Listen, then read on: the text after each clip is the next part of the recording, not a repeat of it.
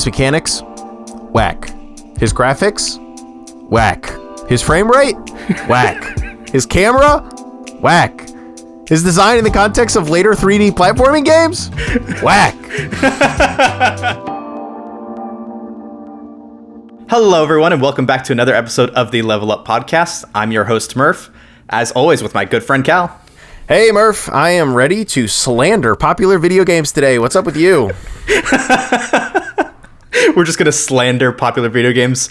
Yeah, so that's our conversation today. We're going to be talking about video games that we don't really like. We don't really see the appeal of, or we find lots of problems with that other people just seem to love. So it's a very interesting list. Cal and I are each going to talk about 3 games apiece. So yeah, that's basically all there is to it. Cal, you ready to do this? Yeah, I'm ready. I'm ready to do this. Unfortunately, some of my games are a little more about genre, perhaps, rather than the games themselves. But we'll get there. We'll get there. Okay. So I'll start. The first video game that I hate, that everyone else loves, is Metal Gear Solid 3 Snake Eater. Now, Cal, have you played any of the Metal Gear Solid games? I must admit, I have. I think much like many people, I have played only Metal Gear Solid 5. I've played the Phantom Pain. I've played quite a bit of the Phantom Pain, but I definitely also didn't really like play it as a stealth game either. So, which is, I think, what I drew a lot of people to the Phantom Pain was that it is kind of made, in theory, letting you do whatever the heck you want and go from there. Yeah, that's very true. So, did you enjoy your time with Phantom Pain? I definitely. Before we get into Metal Gear Solid 3. I definitely enjoyed it a lot. Yeah. It's just like a dumb, fun game for me. Okay, sick. So, Metal Gear Solid 3, I'm going to keep asking you questions. How familiar are you with the story of Metal Gear Solid? Because you played 5, and oh boy, if you haven't played any of the other games, 5 is not going to make any sense. Yeah, no, it basically made no sense for me. I was just like along for the ride. I was enjoying the gameplay, and the story was also something that was technically happening. Yep. That's basically how it goes if you start on 5. So 3 kind of kicks off the old saga of Metal Gear Solid, where it goes through Big Boss's exploits back when he was known as Snake. And it starts with this one, goes Metal Gear Solid 3 Snake Eater, then picks up in Peace Walker, and then the story continues on in Metal Gear Solid 5 The Phantom Pain. So you know how in Metal Gear Solid 5 they call him like Boss? Yeah. That's because he's Big Boss, who is the bad guy of the original Metal Gear games. Ooh. And the Snake that you see in like Super Smash Brothers and stuff, and the original Metal Gear Solid, he is a son of Big Boss. He's a clone of Big Boss, which is why they look so similar and are voiced by the same people, is the whole shtick of the game. Of course he's a clone. I don't know what else I would have expected. Exactly. It's classic Hideo Kojima. Yeah, exactly. Nonsense at its peak. Yep. So this one is the earliest in the timeline as far as Metal Gear Solid goes. It's set in the 60s, and you go to the jungles of Russia is the setting. And the setting is pretty cool because it's got a little bit of a like James Bond-y feel. So I get what they were going for. I like that.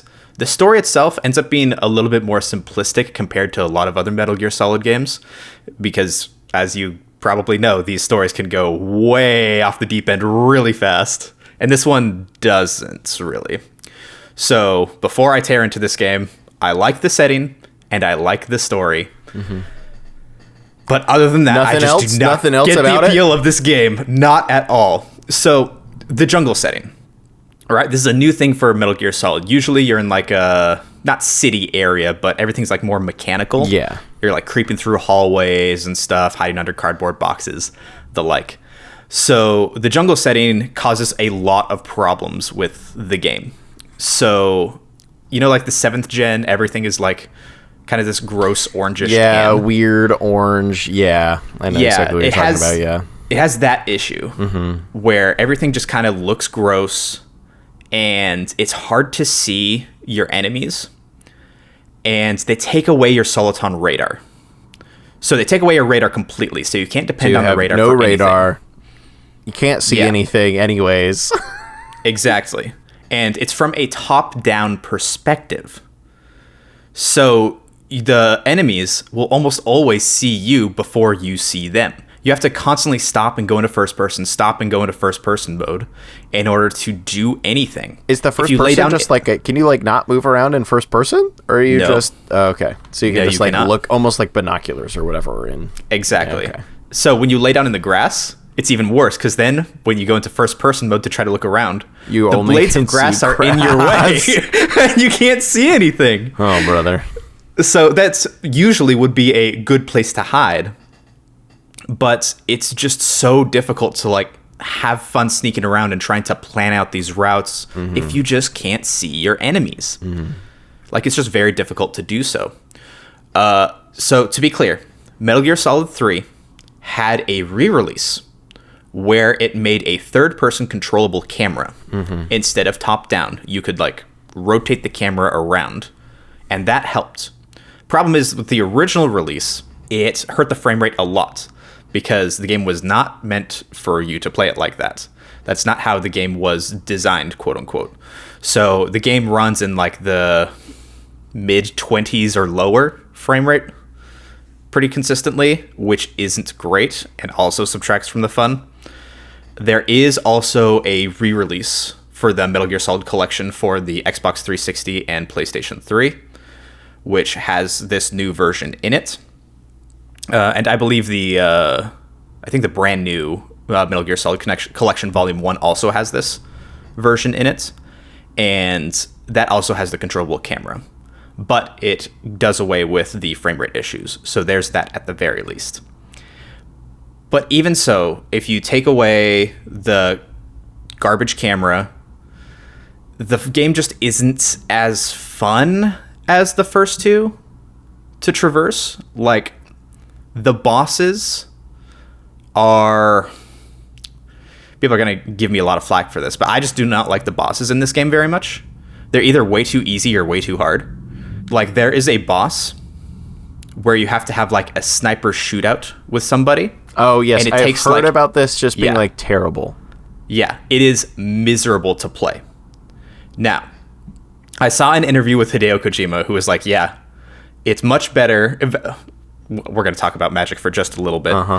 As we keep telling us not to do. But you know how Mark Rosewater, the head designer of Magic the Gathering, says that it's better for somebody to have strong opinions about something, whether they be negative or positive, than to have something be kind of whatever. Hideo Kojima basically said the same thing about the end boss fight, which is the big sniper fight. Yeah. Where it elicits strong emotions kind of no matter what. And... because of that, like I personally don't like it, but at the same time I do respect it for that. Like I respect a lot of the things that this game does, but when you look at it as a whole, the game is just not very fun. Yeah. Hey, yeah. I do know just like one thing about the sniper battle. Yeah. Which is how I personally would approach it, since this game is obviously so bad. I would take the cheesy method of defeating this guy by saving my game, exiting, and returning 7 real days later, and then he will have died of old age. It's true. You can do that. That is a feature in the game, yeah. You could do that, yep. But that's kind of hilarious. So if you're stuck on it for too long... Yet another very funny Hideo Kojima, like only a very Kojima thing, actually. Exactly. To do. Oh, you're fighting against an ancient sniper? You can literally wait for him to die of old age. Cool. Yeah. Yeah. Very nice. Very, very cool. But yeah, so even if you have like the third person camera, which definitely does help you spot people a lot better, the game still has a lot of problems with its systems. Like the healing system is terrible. You have to like, because in older Metal Gear Solid games, you have like a healing item. You pick them up and then you use the healing item to heal. Pretty simple. Whereas this one depends on what kind of injury you have. And you have to like clean the wound, sterilize the wound, and like if you break a bone or something, you have to use like specific parts in order to heal yourself that way. So you could have all of the wrong types of healing parts to heal you for what you need, and you're just going to sit there and bleed out. Like it's miserable. You have to, the camo system sucks. You have to like constantly stop, pause, change your camo to have the best version of camo available, because the better camo you have that blends in with your surroundings, the less likely it is that people will see you. Which is very helpful because... Very helpful. Because otherwise you're just bumbling your way through the game. Anyway, the whole game is like surprisingly clunky for being the third in the series. Like 1 is clunky. 1 has its problems, but it was the first one for the PlayStation 1. It's expected. 2 cleaned up a lot of that stuff, and 3 brought back a lot of the clunk. And so for that reason, I just do not understand why this is the fan favorite. Like, this is the one that almost made me quit playing through the series. Like, I played through the entire Metal Gear Solid series because I had played Metal Gear Rising: Revengeance. Thought, hey, this is neat. I like the world a lot. I'm going to play the rest. Yeah, 1, I had to fight through little bits to get through it, but it wasn't very long, so no big deal, and I liked a lot of stuff about it. 2, I really liked, but then I hit 3, and 3 was a slog. Like, I had a hard time figuring out the systems, getting comfortable with the systems, more so than usual. Like, I died in the intro area like 10 times. And seems a bit I'm not much. saying that I'm amazing at video games. Yeah. But I promise you I'm not that bad at video games. Yes, exactly. Like, it was hard to come to terms with the stuff that this game took away, and it didn't give you anything back in return. Like, it took away the radar, it took away easy healing, it took away all of these things, and what does it give you in response? A worse camera system. Guards that are a little bit smarter, and so they see you before you see them a lot of the time. So it just creates a more frustrating experience than fun experience, at least for me. That makes a lot of sense. But you got through it and then said, okay, I hate this game. Yeah, I got through it. I have no need to replay this.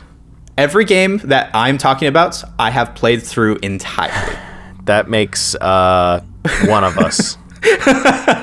So I just want to try to be fair to these games. Like, I have given them as good and fair of a shake as I possibly can, and I still just don't like them. Yep. I'm slightly different. I have gotten all the way through one of the 3 games that I'm talking about today. So Let's start off with one of the ones that I have not gotten all the way through.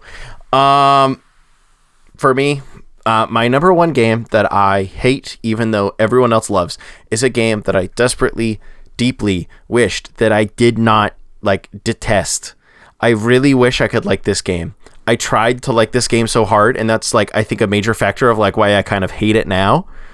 And that is Celeste, the beautiful game with an incredible soundtrack, 2D platformer with a main character that feels, in the abstract, quite great to control in comparison to many other 2D platformer games that I've played. And I think there are a great many people out there who I think now would consider Celeste to be the great modern 2D platformer, if not, if not the best 2D platformer game of all time, et cetera, et cetera. I could go on. I love the way it looks. In the abstract, love the way the character controls. I love the soundtrack. I love the idea of a 2D platformer that has a little, a lot more going on with secret areas and harder stuff to collect and all this kind of stuff. But Celeste was the game that drove home to me that no matter how good the 2D platformer is or how much I try, I will simply always hate the 2D platforming genre. But specifically, Celeste, quite difficult to me because I'm bad at games. That's the kicker, Murph. If you're good at games, I'm bad at games. I think that's a difference in the framing of our conversation today. I don't know if I'm good at games, but I'm not terrible. That's my threshold. Yes. The game is tough. The game is long. I'm always constantly thinking to myself, I mean, it's not even that long. I'm just bad at the game. I'm constantly thinking to myself, oh, are there secret areas that I missed? I spent 15 minutes trying to get that strawberry and then eventually gave up, and that experience to someone I'm sure is incredibly gratifying. To me, it was miserable, and I simply ended up just hating this game that everyone has loved. And unlike you, and I think this is a little bit of a difference of our lists today, maybe, is that I listened to you talking about Metal Gear Solid 3, and I'm like, I have no clue why anyone would ever like that game. That sounds miserable. That sounds bad. And I'm listening to myself talk about Celeste, and it's oh, well, I guess it's just not for him. And that's true. I think that Celeste is probably an objectively great game, and that's why a lot of people like it. it is just so much not for me, and I forced myself to try to play it so much, and now I just hate the game. I hate it. I hate it, Murph. Yeah. I don't think it's a bad idea for you to like at least try out a game that even if you think you don't like it or you might not like it, to give it a fair shake. But if you get to the point where you're just actively not having fun a couple hours in and you're still not having fun no matter how hard you push, then it might just be a, you know what, we're going to give up on this. We're going to move on with my life. And that's okay. Yep. Like and that's not that much of an issue. And that has been like my entire history with like the 2D platforming genre. I'm just like, oh, surely the new greatest 2D platformer will be the one that fixes the genre for me. No. Yeah. Now, Celeste is finally the one that broke me. Celeste is, I haven't played Celeste personally, but it's quite technical, correct? It is. And it's just like hazards quite often, like everywhere, you have to be able to like use your techniques available to you very well. I mean, the earlier levels are definitely much more forgiving, but it is kind of, it's like have you ever played Super Meat Boy? Yes. It is very much in the Super Meat Boy vein where you do have to move pretty technically, and if you touch, like you graze one of the multitudes of spikes or whatever, you will die and just like go back to whatever your last respawn point is. So I'm going to assume you also don't like Super Meat Boy that much, given the things that you've told me about 2D platformers. Well, I love like the first 15 levels of Super Meat Boy a lot. Get into a good flow, play those really easy Super Meat Boy levels, great. Get into the first frustrating one, I'm done. Yeah. Yeah. So a challenge is also a very interesting thing to talk about, because if it's too easy, you lose interest. But if it's too difficult, then it becomes frustrating. And for many, like myself included, it can very easily become unfun. Yep. Like, I love a good challenging game, but those challenging games, at least for me, aren't a come home from work, sit down, relax, boot up a challenging game. Yep. Right? No, those are like exactly. weekends, like, all right, we're going to go, try to grind, have some fun with that. Yep. And I think like the part about the genre of 2D in general, but also like bulked up in Celeste, is like the progression of 2D platformers is not all that often, oh, here is a new thing you can use in the game. Here is a way your character has become stronger. Usually the only change is that like the game gets harder as you like go along, which is like very much for some people and very much like not for me. It's just like, oh, how can I apply this technique that I have learned in an even tighter window 3 times in a row, you know, and that form of game design is just not for me. Yeah. So then what in your mind is the difference between 2D platformers and 3D platformers? Because you said before that you like 3D platformers. I will save this exact tenet of discussion for my third game, Murph. Excellent. Okay. I'm excited. Cannot wait to get there. All right. So, second game that I want to talk about of games that I do not like very much is... Evidently, I'm just crapping on the PlayStation 2 today. No! Shadow of the Colossus. I do. We try not to discuss our podcast episode stuff. Like, we plan these out, but then we like try not to discuss the topics too much together. But we did talk about Shadow of the Colossus a little bit. And we're unfortunately, I love, like, this is a fascinating thing because, not to spoil it or anything, but you don't like the game. I like the game. That's not a spoiler. Well, look, I like the game quite a lot, but like we've talked about your reasonings, and I have like a lot of the same thoughts about the game, but it has ended up with you hating the game and me liking the game quite a lot. So let's get into it. Okay, so Shadow of the Colossus, right? Gorgeous game. Like Metal Gear Solid 3, I did not like the weird world orange very much. Like the jungle setting was kind of neat, but from a gameplay perspective, it wasn't amazing. The world here is really, really cool. I like the story. Seems to be a little bit of a theme. But the story is very minimalist in this game. Mm-hmm. And you kind of have to like discover it as you go along, which I really, really like and really do appreciate. Mm-hmm. So those aspects of this game, I think, are actually like legitimately incredible. The problem with it comes when you actually sit down and play the game. because the world itself is just so empty. And that does serve the story. Don't get me wrong. I'm fairly confident that was quite intentional. But from a gameplay perspective, there's just not much to do. Like, I think the only thing that you can really do is like hunt for, are they snakes, insects, whatever they are, to like increase your grip gauge. I know you can do that. Yep. But other than that, like, is there really anything that you can do? No. Yeah, nothing that I really found. Yeah, it's you fight the big guys. That's what you do in the game. So in the exact order that you need to. Yeah, so then the game comes down to you have to fight all of these big monsters. And you have like the shining light and stuff that'll show you where they're at. So it's not too difficult to be able to try to find them. It's not that frustrating. But when you actually fight them, I have a big issue with how these are designed. Because boss battles, I think, are some of the trickiest parts of games to get right.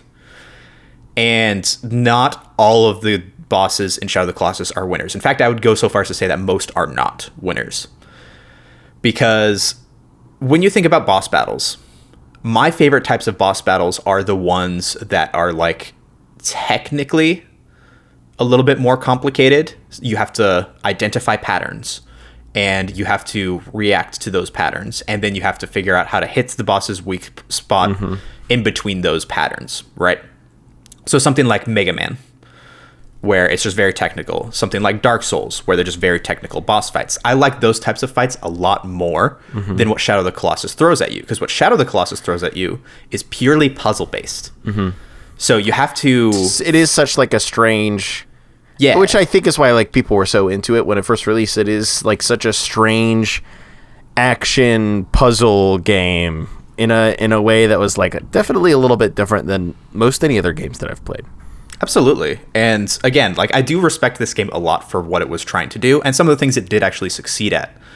But from a pure gameplay perspective, my biggest issue with it is that if you don't know what to do, then you are stumbling around and just like trying to figure out what to do. And if you can't get it relatively quickly, then it just feels so unfun. And it's not even like a Zelda dungeon where if you get stuck for little bits, you're like, oh, let me check a guide just to get through this part and I can move on with the dungeon.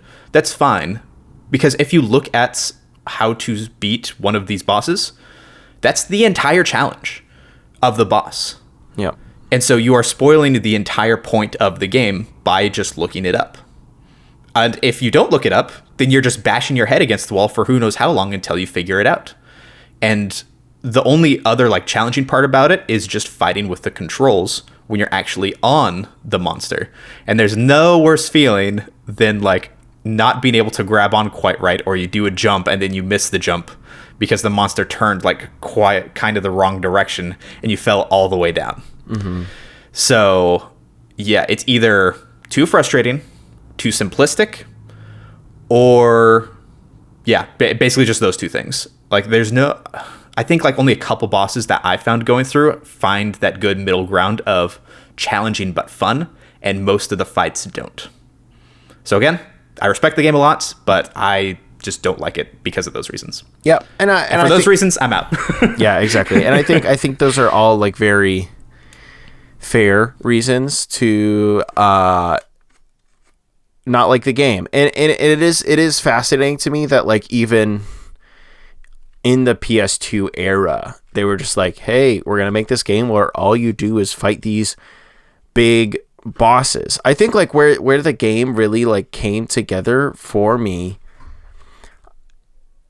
is, I think for whatever reason in my mind, like my brain clicked over to just like accepting it for what it was, and I enjoyed the like weird puzzle action combo, and that was definitely hit or miss for a lot of the bosses. But I think like where I ended up was the highs were like so high for me that I ended up enjoying the game. But also the controls are clunky. Even if you go and upgrade your grip strength, it's still not like enough to make some of the bosses not like insufferable. The bird boss is one of the worst experiences I've ever had in a video game. Dude, I did not know that you could upgrade your grip the first time I played the game. Yeah. So I did the whole game with base grip. Yeah. And it sucked. Yeah. So that certainly didn't help. But also, the game doesn't really tell you that. No, the game tells you absolutely nothing. Yeah, it's pretty minimal. And again, I know that that's kind of the point of it. Yep. But I wish there was like some sort of context or something that it would give you. Yeah, it's in order just like to show that that's even a mechanic. Kill these lizards. Yeah, lizards. That's what they are. Yeah. These. I think you can also like.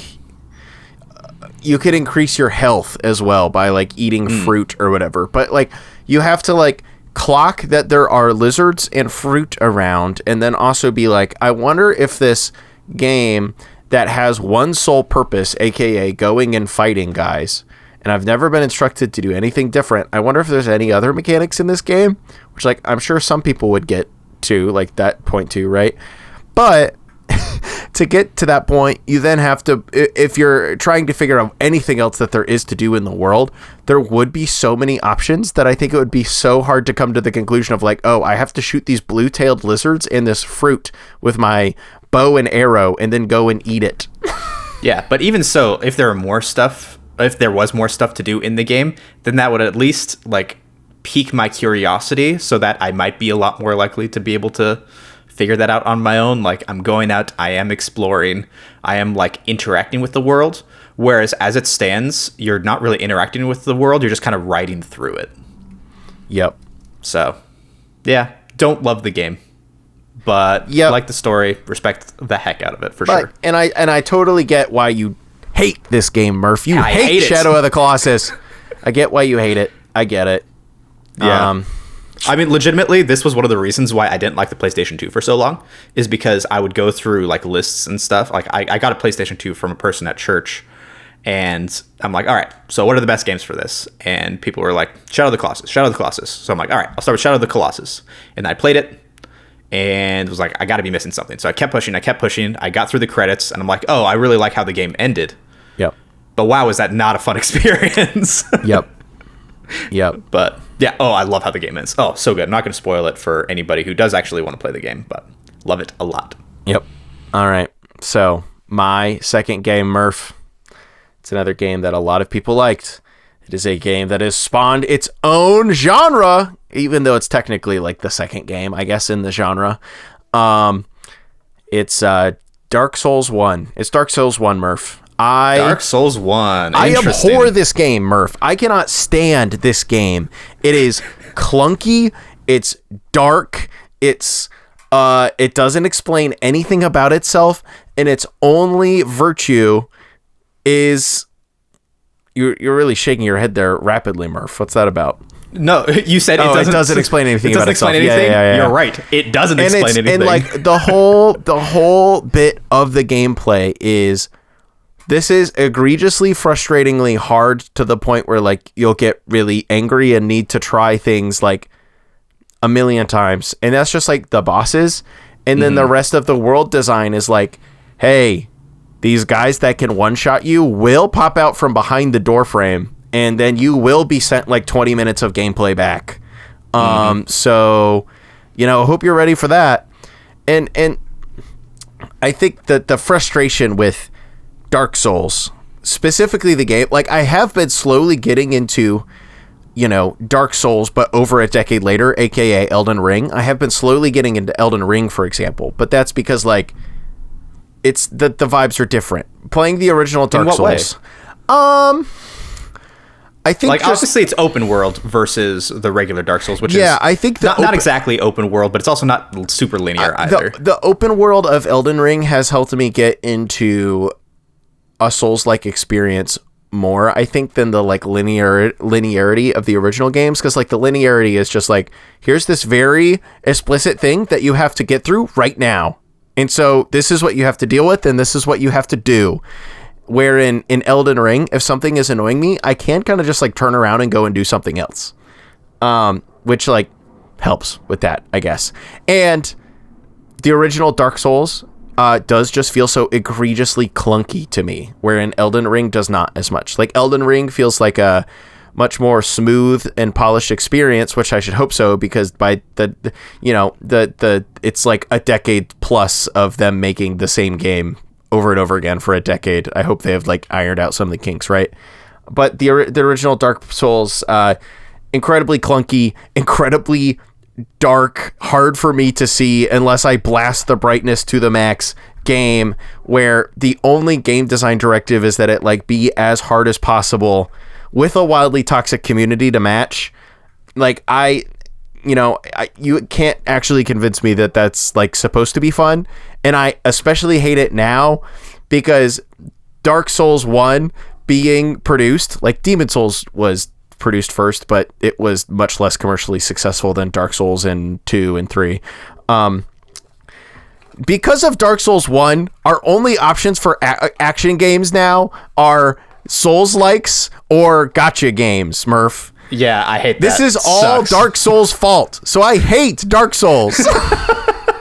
I do hate that those are reasons as well. Dark Souls, I honestly have a lot of the same problems that you have with it. I don't fully hate this game, but it's also far from my favorite. So I tried playing Elden Ring and realized, this game is too open world for me. I don't like it. We've talked about it a little bit, but I just tend to not really like open world games all that much. So I'm like, all right, I want a more linear experience. What if we just go back to the first game? And that's usually how I like to play games anyway, is go back to the beginning. And even if it has more problems than the later entries, it's usually the fact that it's usually like the first one and like kind of eases you into the concept a little bit more. I like that a lot more, and you can see those improvements as you go along in the series. So I thought, you know what, let's just try the first one. It's not linear. It's not linear at all. So that's a problem number one, is I thought that Dark Souls was going to be linear, and it's just not. The game still doesn't really tell you where to go. It's not as open as Elden Ring, but it's not as linear as I would like, personally. Fair. Like, I've had a guide open constantly while I play Dark Souls, just so that I'm not wasting my time. Yeah, that's fair. Right? So it's like, okay, here's where you're going to go next. And I'm like, awesome, great, I'll go there next. Yeah, because I will go there, thank you. Yeah, because otherwise you're just bumbling around, like, not knowing what to do. And that's a game where you just can't really afford to do that. My other issue with it is bonfire placement. The bonfires are so far away from the bosses in this game. It's miserable, because when you inevitably die, it's not just that, all right, let's try that boss again. It's, hey, I'm 5 to 10 minutes back. Yeah. Let me slog through all of these enemies, or at the very least run through all these enemies. And that's the thing about it too. Like, it is kind of like this weird learning game where you have to slog through these areas to like figure out the best way to sprint through the area without getting hit by the guys who pop out from behind the door frames to kill you. Because you don't actually have to fight all of those guys, which is also just like silly to me. What are we doing here? That was hard to rewire my brain. Like, I sat down with friends to play it because friends were like, hey, you should play this. And so they were along with me for the ride. And so I kept like refighting people. They're like, stop doing that. And I'm like, yeah, but the enemies are there. So it feels like I should fight them. So yeah, I'm currently stuck in Blighttown in Dark Souls 1, and I kind of dropped the game and haven't gone back to it since. That's where I stopped, I think, too. Like I said, I have not beat all the games on my list. So and the OG Dark Souls is on that list of games that I have not beat. I don't hate Dark Souls, but it is not very fun. Yep. The gratification that you get is just not usually worth the amount of pain that goes into it, at least for me. I prefer slightly more fair but challenging games, personally. Yes, I am in the same boat. I say, having just trashed a more fair yet challenging game as my first game. So, but I could talk about why I hate Dark Souls for a very long time. The genre, not even the game, but Souls-likes, yeah. We can move on. All right. So, my last game that I hate is God of War 2018. So, the reboot, God of War 4, Dad of War, whatever you want to call it. Is this a game that you've played at all, Cal? It is a game that I have played, yes. Okay. Have you played any of the older God of War games? I have not. I own all of them and have meant to play them, but it's just the pile of to play that I have not gotten around to yet. Yeah. Old God of War I think, is pretty easy to get through because they're like 10-hour experiences. Okay, yeah, that's nice. So we need more if of you those ever in want- gaming again. Exactly. If you ever want like a fun ride that is exactly 10 hours long and is not super frustrating, I think God of War is an excellent series to go through. Mm-hmm. Like, I ran through all of the games in preparation for this game. Mm-hmm. This game had already come out, and I think it was a couple years after it came out, but I decided, you know what? I want to play through all the God of War games so that I can get to the new God of War. Yep. Also in preparation for Ragnarok, which had been announced at the time. Yes. I have not played Ragnarok. I have not either. I own it. It's sitting on the shelf, but I have not played it. And why would you when you hate God of War 2018? Exactly. That's kind of my thought process. Like, how much could it improve on a game I already didn't really like? So, let's talk issues with this. Actually, let's talk about positives for this game. I feel like a broken record, but positive for this game. Story's pretty good. Right? I like the story a lot. I love the father-son connection. I'm always a sucker for father-son stories in basically anything. Movies, books, any type of media. And so I understand why people connected with this game on that level quite a bit. The problem is, much like the past two games, is good story, bad gameplay. It's not even bad gameplay, it's just really, really bland, which for me can oftentimes be worse. Like, what would you rather play? A straight up bad game or a middle of the road kind of whatever game that's like about average or a little below average? I'm a little average gamer myself. Oh, okay. Because I'd rather play a bad game. I am an average gamer. I have played a lot of Ubislop in my time. I've put in time on my little NFL games that are not good. I've played a lot of average games and enjoyed myself slightly. See, I think there's a lot more fun to be had with like playing like a terrible game. Yeah, that's fair. I love Sonic much like 06. watching like terrible like B-side movies or whatever. Exactly. Yeah. Like, I love Sonic 06. That game is bad. I love Sonic the Hedgehog to death, but that game is bad. It is not good. Mm-hmm. But it is so much fun to like mess around with and try to break and just laugh at that you can't help but really have a good time. Games like God of War, at least the reboots, like you said, a lot of Ubisoft games, just are painfully average and just so whatever. Like, so classic God of War is obviously more of like a hack and slash beat 'em up, like character action type game, right? It's not as technical as something like Devil May Cry or even something like Ninja Gaiden. Those are a lot more difficult and a lot more technically challenging. God of War is a little bit more like you just kind of slap enemies around and go through these really big set pieces with a really like fun, grand, epic scope, right? So this game took kind of all of that and just chucked it out the window. Mm-hmm. And my biggest problem with it is probably the combat, because God of War, classic God of War, had really, really good combat. Like, it was solid.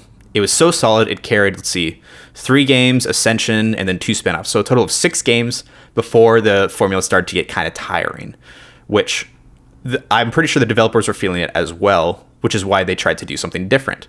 Because by the time God of War Ascension came out, I was feeling like, all right, this series has kind of run its course. And so clearly they were also thinking the same thing. And then they like kind of stopped making it, yeah. Yeah, we just need a reinvention of the series. Yep. So I understand why they did that. I like the story, but the combat. Oh my gosh, the combat. So, if you play this game, you'll notice that the camera is zoomed in right on Kratos' back. Yeah, it's like his right it's behind over, him. like weirdly over his shoulder. Yeah, so it's really close to him. So this causes a lot of problems in combat because you can only see kind of directly in front of you. You have a lot of blind spots kind of from the sides all the way to the back of you. So there are like little indicators and stuff if there are enemies around you, but they're kind of hard to see. And if you have a lot of enemies around, like, it's just very, very difficult to keep track of them all. So it causes a lot of like, you just kind of get blindsided by enemies like pretty consistently. And it's just, it feels like it's not your fault, which is the biggest issue. Mm-hmm. Like, if you're getting hit by enemies and you're like, well, they had like a big wind-up attack and they smacked down and I just didn't react to it in time, that's your fault. If there's like a tiny indicator out of the corner of your eye and then a guy just like smacks you out of the side, like that just feels a lot worse, you know? Yeah. So I have a big issue with that. The combat just does not flow as nicely. It does the stupid thing where, you know how like in Assassin's Creed, they moved the attack buttons to the bumper and triggers? Yeah. I hate that. That feels so much worse than pressing a button. I don't know how you feel about that.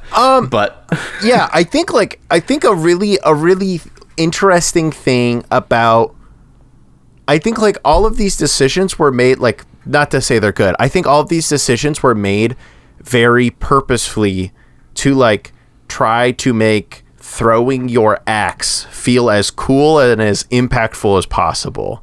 Yeah. Including like putting that on the trigger button. So like specifically for me, for whatever reason, like using the triggers to like swing around an axe felt right for some reason, but yeah, I'm not sure why. That did not feel right for me. Perhaps it was just because of coming off of the old games, but even in Assassin's Creed, where they moved big change, the buttons to the triggers and bumpers, like that didn't feel good for me either.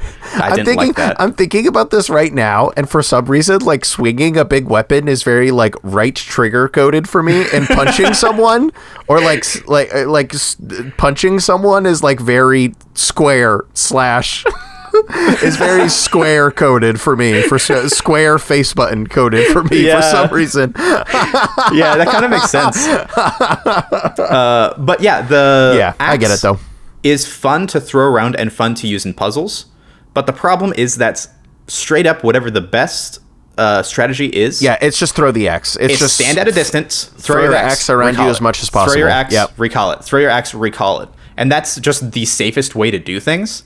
And so that just kind of becomes the thing that you do. And it's so boring after a while. Like, it's pretty satisfying for, like, the first couple of hours, but then it just becomes, like, I just need something else. So finally, when you get, like, the chains, whatever. Yeah, the other Blades weapon. of Chaos, yeah. Yes.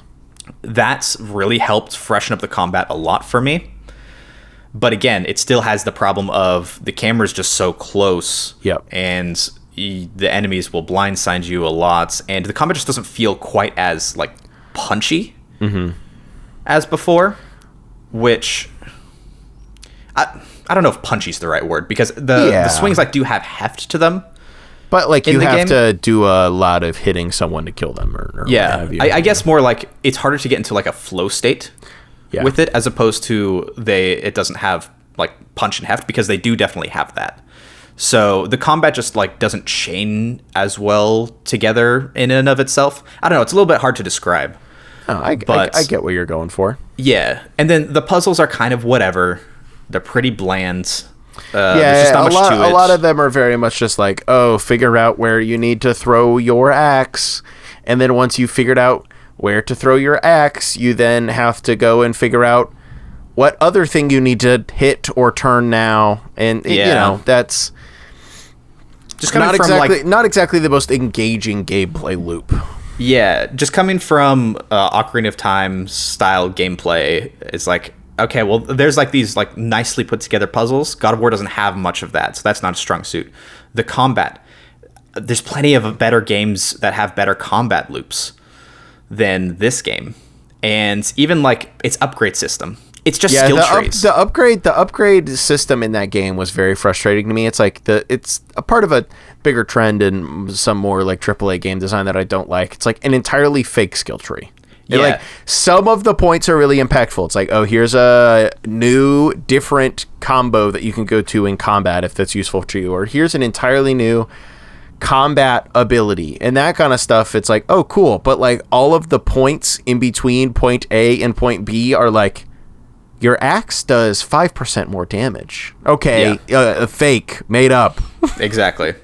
So, yeah, overall, I like the story, but the gameplay is just so, like, nothing. There's just, like, nothing about it that I really enjoyed. There wasn't anything that I particularly hated about it. Like, it wasn't really frustrating or anything most of the time. It was just so painfully average that I couldn't really enjoy my time with it like everybody else does. Like, people will put this game on lists of like best games of all time, and I think like it's entirely because of the story. It reminds me of like The Last of Us, where people say this has an incredible story. And The Last of Us story is not that much about the rest incredible. Of yeah. But I think The Last of Us has like more solid gameplay than God of War 2018 does. Mm-hmm. It also helps that the first Last of Us is only like an 8 to 10 hour experience in and of itself. Rather than long. Exactly. So I never really got frustrated with that game, whereas I did get not frustrated, but bored with this game for sure. And for that reason... I think bored is exactly right. Like, I have not finished God of War 1. I liked it a lot up until a specific point, and then suddenly I was like, nothing about this is going to change anymore. And the story's not quite engaging enough to keep me playing through the boring gameplay, so I will stop here. Exactly. Like, I finished it, and it's like, here's like more side content and stuff after the game. And don't care. I'm good. I'm out. Yep. This is not the game for me. Even when it comes to games with good stories, gameplay is king. If that is not going to hold my attention, I'm not going to play you. I'm sorry. Yeah. Unlucky. Yeah. Maybe Ragnarok will be notably better for you. Thoughts? Maybe. Thoughts? I'm so hesitant to like start playing it though. Yeah. All right, Cal, what is the last game for you that you hate that everybody else loves?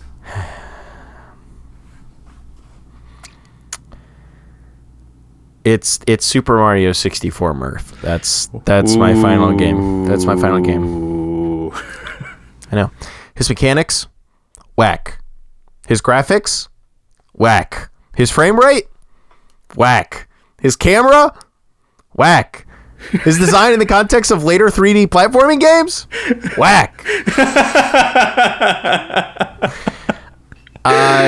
I kid with like 20% of that. The graphics are fine for the time. The frame rate is annoying sometimes. It usually doesn't have issues though. The camera, major sticking point for me, but I'll get to that. But here's the thing. Okay. I am a man that does not like 2D platformers. As established previously. In a great many ways, Mario 64 does feel to me like a 2D platformer placed into 3D space, which does kind of make sense because, it was one of the first major 3D platforming games ever. See, that's very interesting. I'm going to stop you right there because a lot of people will say, hey, like Mario 64, Mario Sunshine, and Mario Galaxy, those are like their own, not exactly genre, but kind of like subgenre of 3D Mario, where they're more like collectathon in open world type of experiences. Because Nintendo has recently gone back to like classic type Mario in 3D, more with things like Super Mario 3D Land or 3D World. I don't know if you've played those games. I have, yes. But they very much feel like classic 2D Mario but translated 3D. Into 3D. Yeah. And that it's not like quite that bad, obviously.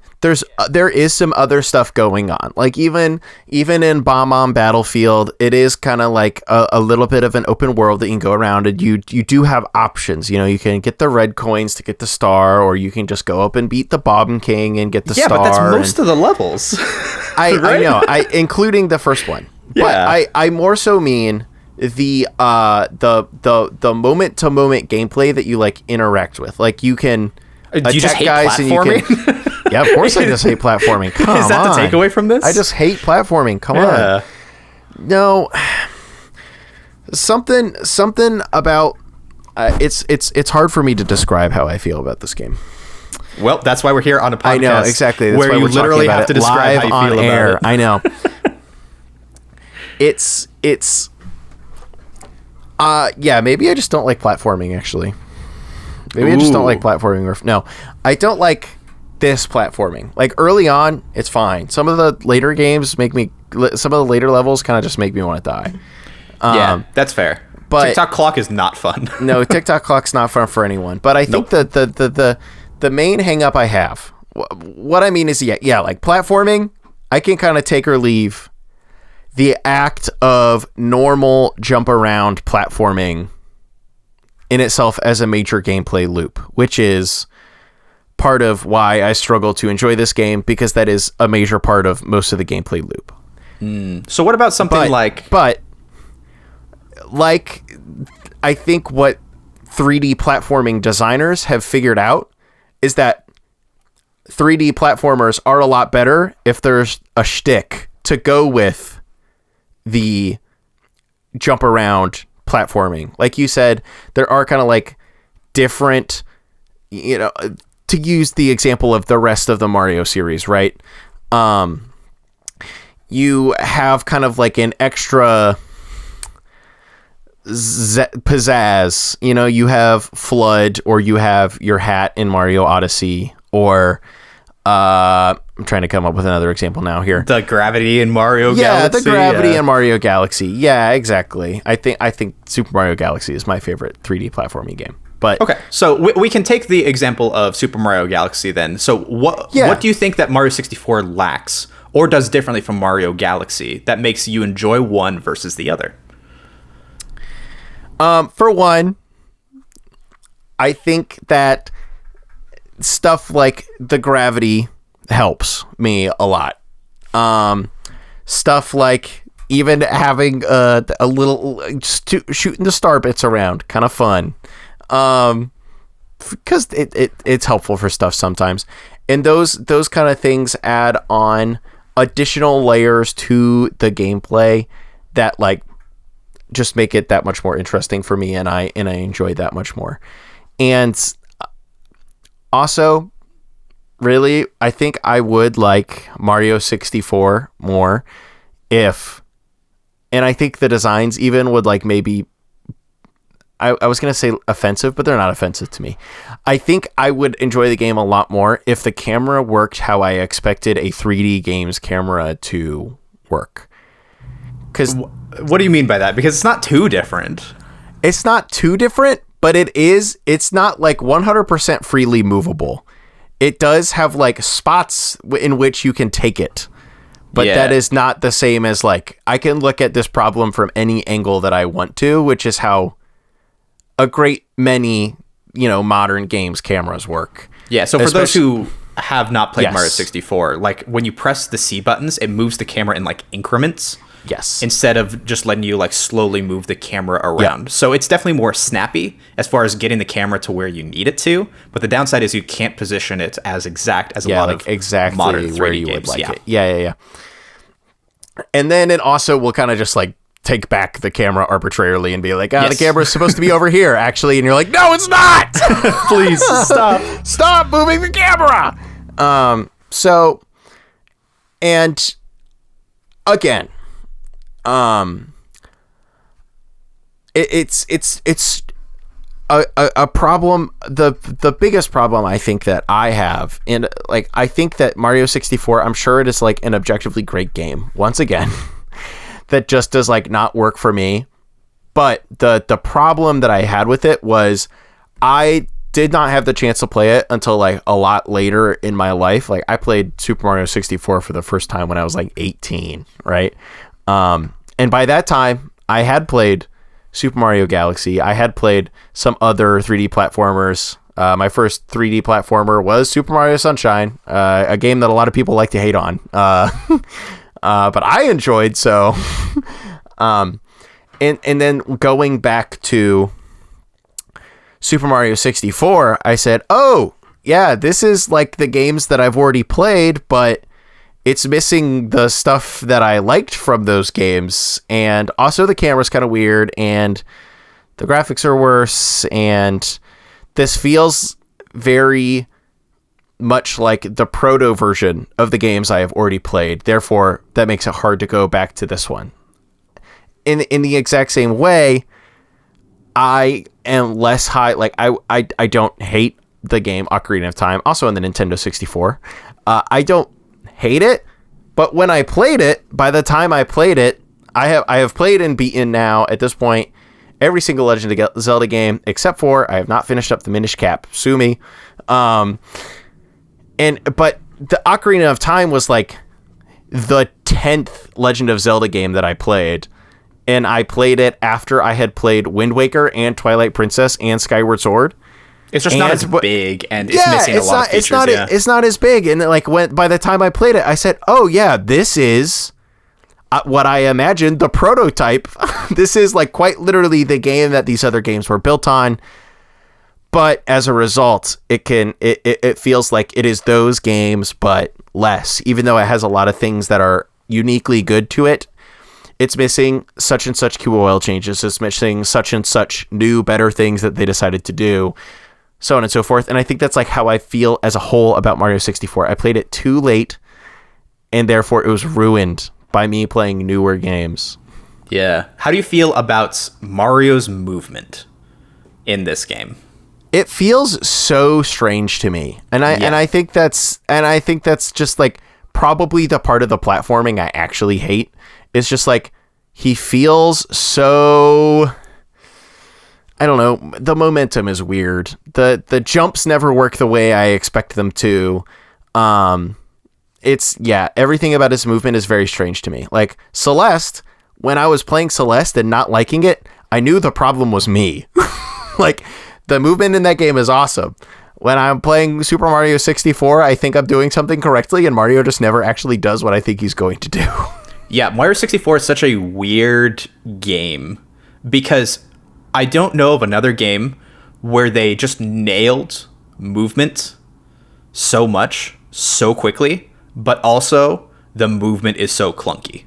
Mm-hmm. Like, I feel both of those things about Mario 64, and I don't know how to, like, make those things fit together in my brain, right? Because, like, when you're running around in the castle opening and like doing flips and stuff, it feels great. Good. Yeah, it feels solid.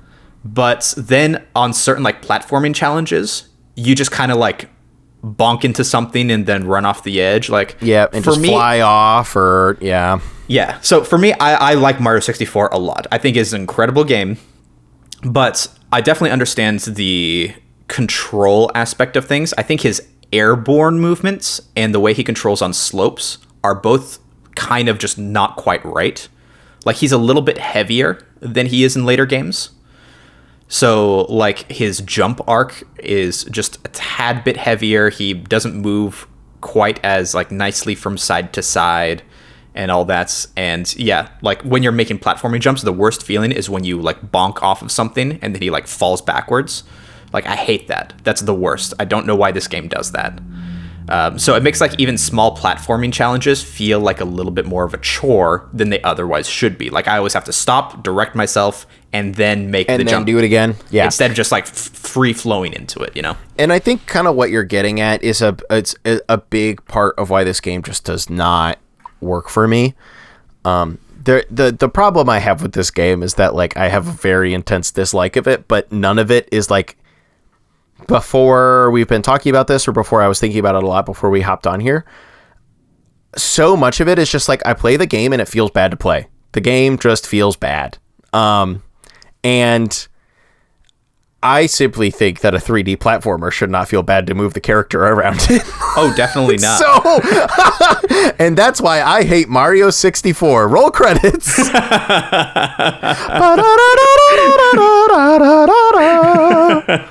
Yeah, I have 120 starred this game, and yeah, nerd.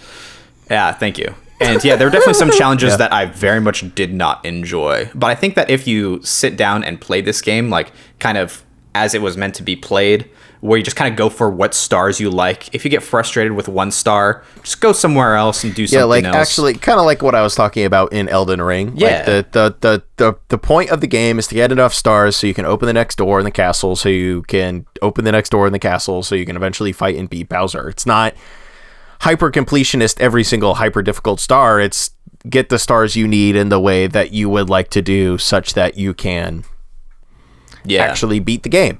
Exactly. And so that's why I think like a lot of the later levels definitely do suffer, because like thankfully you don't need to do a ton in the later levels. Like, I beat the game without even entering Tick Tock Clock or Rainbow Ride, which is nice. Kind of sick. But those levels, I think, have a much bigger issue of the platforming is just a little bit too precise for the controls. From like playing this from a more casual perspective. I know that people have like mastered the art of Mario 64 controls in speedrunning and stuff. Yeah, I know that that's a thing. Yeah, like and they're very fun to watch. They are predictable enough such that people can masterfully speedrun this game with no problem. Yeah, but I think that the levels that are a little bit more open, where the camera like won't get caught on things ever, and the platform doesn't need to be quite as precise. I think those levels shine a lot more in Mario 64 and let you have a lot more fun moving around, as opposed to the later levels like Tick-Tock Clock, where it's just nothing but precise platforming. The camera will never give you a good like angle to make a jump at. You're just like, well, I'm gonna pick the best that I got, and we're just gonna kind of go for it. So, like, I like the Bowser in the Sky levels, or the Bowser levels. I think Bowser in the Sky is the last one. A lot more than Tick-Tock Clock or Rainbow Ride, because those are like linear platforming challenges, but because they're just completely over like this floating void, and you can move the camera to be exactly behind Mario or exactly side to side, it makes it a lot easier to be able to make those platforming jumps. Like, you can kind of do whatever you want. You put the camera where you want, and it feels good. And you can just kind of like run through those. So I think that Mario 64 definitely has some issues, but at least for me, obviously not for you. I think that the fun of it, you can have basically all of the fun and kind of ignore most of the bad parts about it in a normal, just beat the game kind of run. Maybe I will be able to muster up the ability to beat this game for a second time sometime, Murph, and give it a second shot. This is the game on my list that I have beat because Nice. I said to myself, I'm going to beat all of the 3D Mario games because I love them all so much. And then realized I don't love this one so much. And then I do not love this one so much. I love all of the other ones greatly. Sunshine through Odyssey,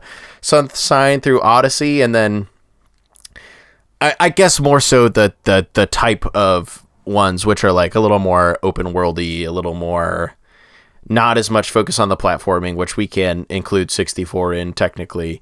64, Sunshine, Galaxy 1 and 2, Odyssey, and I would include Bowser's Fury in there I love as well. Bowser's Fury. Yeah, Bowser's Fury was awesome. That game is quite good. I was very It's so surprised sick. with how much fun I had A great with that. 5 hours of gameplay right there. It was Yeah, I know. perfect. It's like, here's this little extra thing that you can like dig down into, but it's not going to take up too much of your time. So I had a ton of fun with that. And then I bought that because I was very intrigued by Bowser's Fury and had never played Super Mario Land.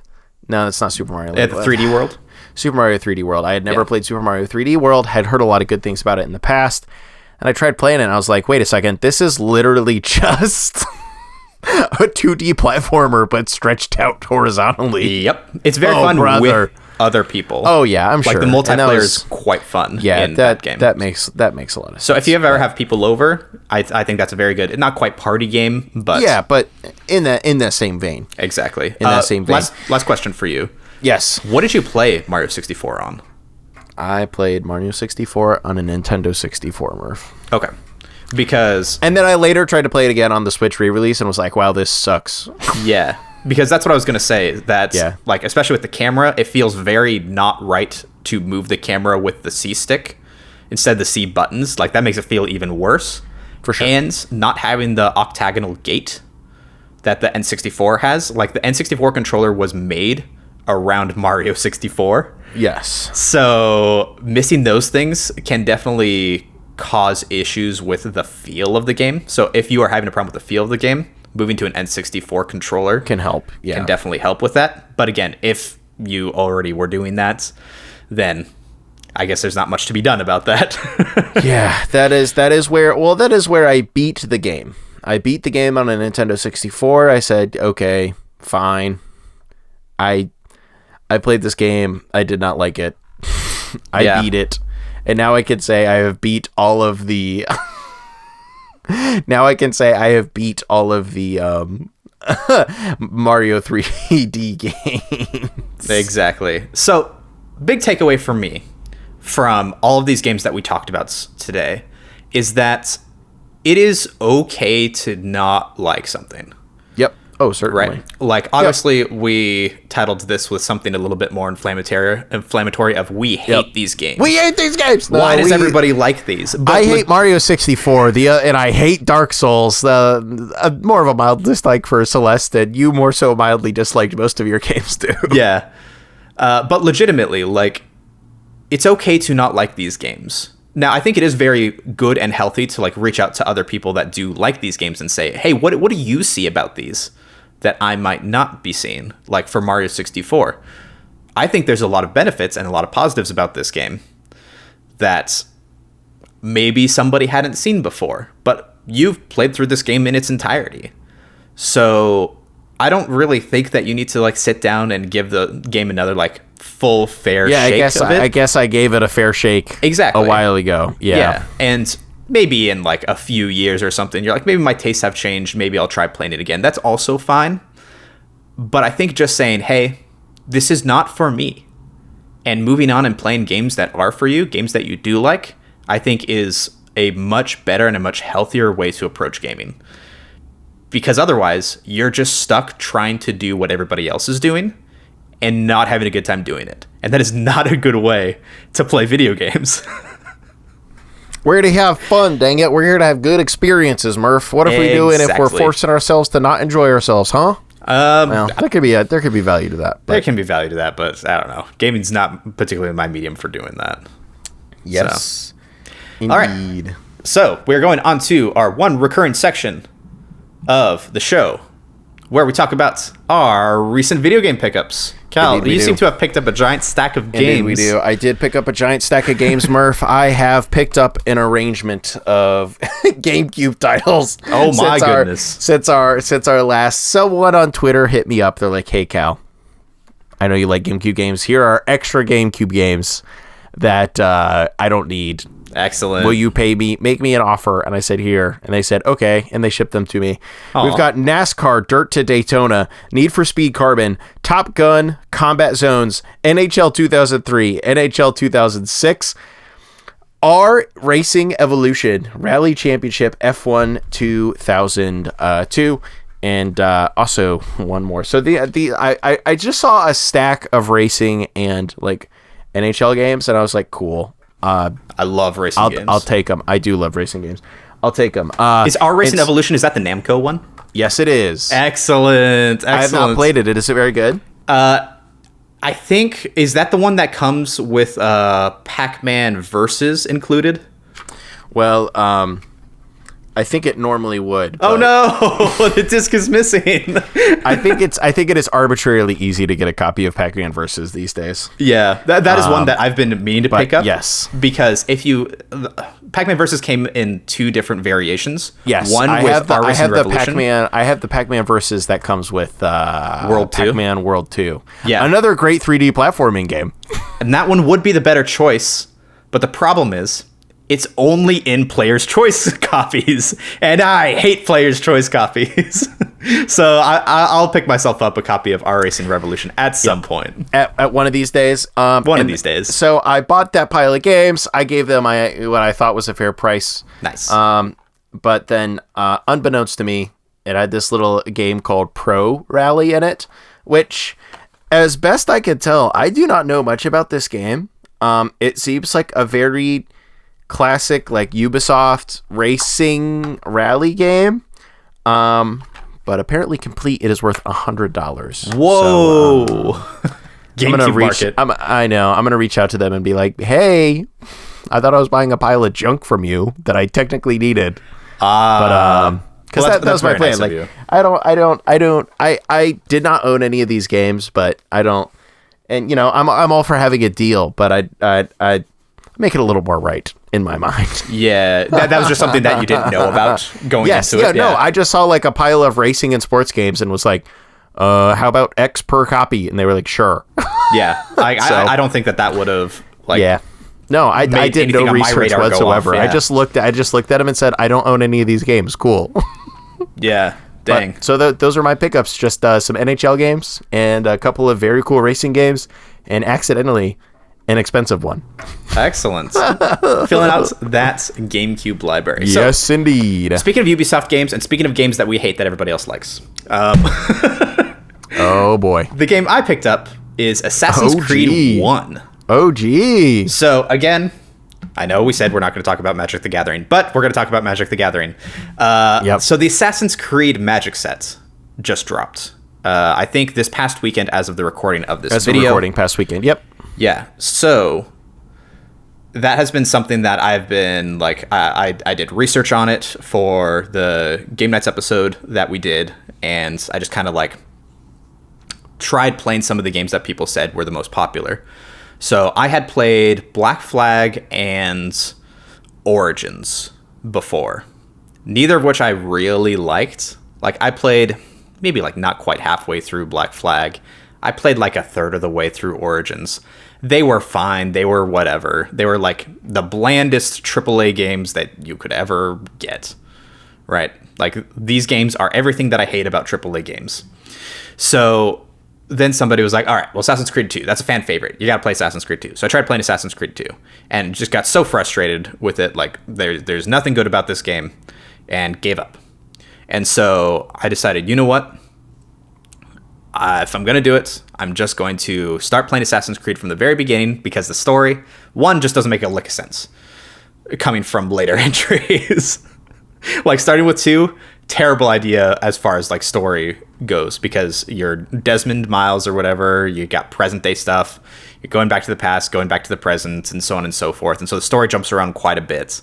So I did start playing this game a little bit, and I was quite impressed with the fact that, 1, it actually explains things, and 2, how it actually kind of makes you feel like an assassin in ways that the other games don't. Like, there's a button to, like, blend in with the crowd. And to my knowledge, there wasn't really that in other games. And yeah, I just, the free running, like, isn't quite as tight as some of the other games.